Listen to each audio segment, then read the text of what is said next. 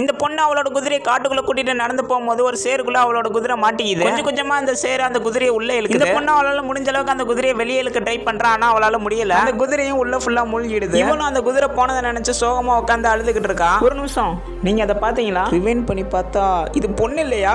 இது பையன் எனக்கு ஸ்டார்டிங்லேயே தெரியும். இருந்தாலும் ஒரு சின்ன சேஞ்சுக்காண்டி பொண்ணுன்னு சொன்னேன். இப்படி ஒரு வழியா சமாளிச்சாச்சு. அடுத்தது வந்து பாத்தீங்கன்னா சின்ன வயசுல இருந்து இவனுக்கு துணையா இருந்த குதிரை மூழ்கிடுச்சு. அடுத்ததான் என்ன பண்றதுன்னு தெரியாம அந்த காட்டுக்குள்ள நடந்து போய்கிட்டு இருக்கான். அப்போ பெரிய பாறை மாதிரி ஏதோ ஒண்ணு இருக்கு. அது மேல ஏறி ஏதாச்சும் தெரியுதான்னு பாக்குறான். அப்போ திடீர்னு அந்த பாறை மெதுவா எந்திரிக்குது. இவனும் பெல்ட் எல்லாம் அடிச்சு கீழே சேத்துல உளுந்து ஒரு மரத்தை பிடிச்சி மேல ஏறி நிக்கிறான். பார்த்தா அது பாறை இல்ல, பல வருஷமா அங்கே இருக்க ஒரு ஆமை. ஹாய் டேட்டல்.